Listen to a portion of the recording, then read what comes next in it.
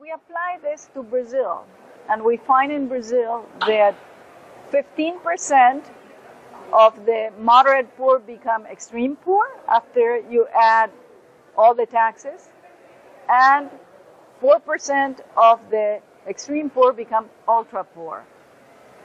We're talking of people that in the ultra poor group, they earn 83 cents PPP per day.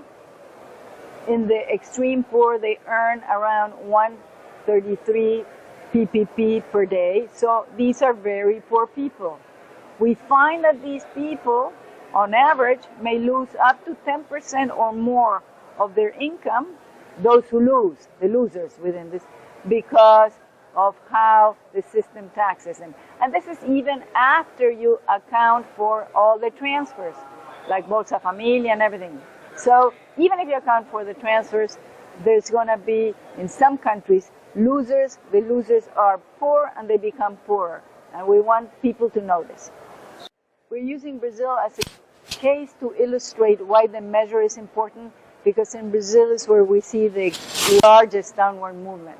But you're opening the scope to all. Oh yeah, we have measures for all the countries. In other countries, this downward movement is much smaller. So what we're saying is that with the Brazilian data, you could go away with the impression that what the government is doing for the poor seems perfectly okay, because, like I said, the head count, the poverty gap and the squared poverty gap falls. Overall inequality with different measures falls.